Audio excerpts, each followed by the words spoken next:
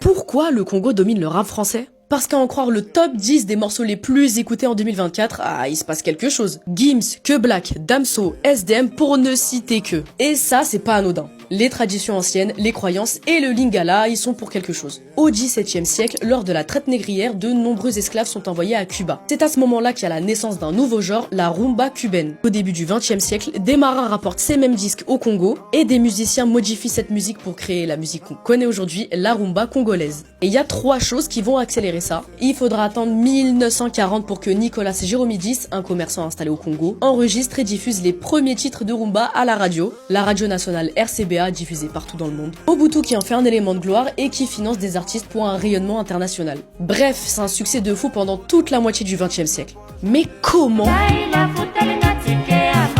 a pu se transformer en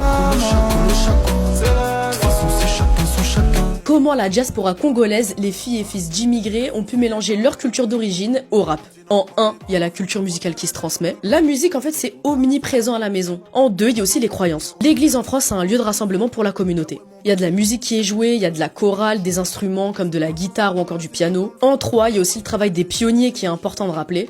On a par exemple le groupe Bisso na Bisso, et ça a introduit dans le rap de nouvelles sonorités. Ça apporte aussi un changement de regard sur l'Afrique, parce que ça permet une réaffirmation identitaire et beaucoup de personnes peuvent enfin s'identifier. Et après ça, beaucoup d'artistes vont faire appel à leur culture d'origine, je pense à MHD ou Mokobe pour ne citer que. En 4, il y a le rôle de l'image. La danse, les clips, la sape, c'est gravé dans la culture. Et ça, tu le vois direct dans les clips.